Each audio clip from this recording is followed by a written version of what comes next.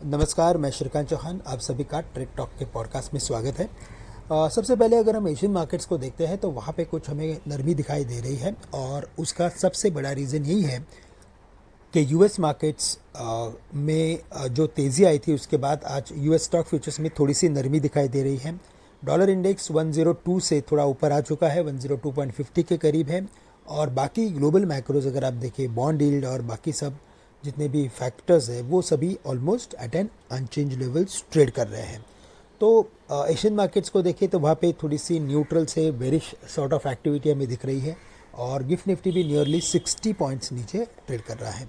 तो अगर हम हमारे मार्केट के सेटअप की अगर बात करें तो हमें लगता है कि मार्केट में अगर यहाँ से अगर कोई भी रैली अगर और दिखाई देती है तो वहाँ पे हमें कुछ मुनाफा वसूल करना ज़रूरी है। मार्केट शॉर्ट टर्म में ओवरबॉट लेवल्स पे आ चुके हैं। करेक्शन में मार्केट ने 21,250 के लेवल्स को अगर तोड़ा तो फिर हम एक बार 21,150 से लेकर 21,050 तक के लेवल्स देख सकते हैं। लेकिन अगर इन लेवल्स के करीब अगर मार्केट आता है तो यहाँ पे कुछ लॉन्ग की पोजीशंस बनाई जा सकती है with stop loss at 21,000। Higher side पे 21,500 600 के करीब मार्केट में बढ़िया सा रेजिस्टेंस है, तो उन लेवल्स के करीब आप पोजीशंस को कम करके चल सकते हैं।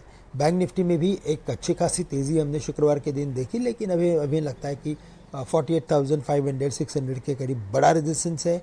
इन लेवल्स के करीब अगर बैंक निफ्टी आता है तो पोजीशंस को कम करें। साथ ही साथ अगर कोई करेक्शन अगर आता है तो 48,000 के नीचे फिर हमें लगता है कि बैंक निफ्टी में दिक्कतें बढ़ेगी, जो एक बार 47,600 से लेकर 650 तक बैंक निफ्टी को लेके जा सकता है। निफ्टी आईटी में हमने एक फराटेदार तेज़ी देखी और 36,000 के करीब निफ्टी आईटी इंडेक्स आ चुका है। यहाँ पे भी हमें लगता है कि कई सारे स्टॉक्स अपने रेजिस्टेंस के करीब हैं और यहाँ पे भी आप कुछ मुनाफा वसूली करके चल सकते हैं। लेकिन अगर कोई करेक्शन आता है तो सबसे पहले हमें लगता है कि आईटी स्टॉक्स पे ध्यान देना ज़रूरी है। निफ्टी आईटी इंडेक्स में हमें निफ्टी इन्फोसिस में एक स्पेसिफिक अपवर्ड एक्टिविटी नज़र आती है, तो यहाँ पे पोजिशनल व्यू के बेसिस पे इन्फोसिस को करेक्शन में लॉन्ग किया जा सकता है। बीएफएसआई सेक्टर से हमें लगता है कि बैंक ऑफ बड़ौदा पे फोकस करें क्योंकि ये अपने ब्रेकआउट लेवल के नज़दीक आ चुका है। और साथ ही साथ अगर हम इसके अलावा मेटल्स की अगर बात करें तो यहाँ पे हमें जिंदल स्टील एंड पावर यहाँ पे तेज़ी नज़र आती है। तो इन स्टॉक्स पे सेक्टर्स पे ध्यान रखें और वैसे आप आपके ट्रेडिंग स्ट्रैटेजी को डिज़ाइन कर सकते हैं। तो दोस्तों, आज के लिए बस इतना ही। आप सभी से मैं आज के लिए विदा लेता हूँ और आप सभी के लिए आज का दिन मंगलमय रहे। धन्यवाद।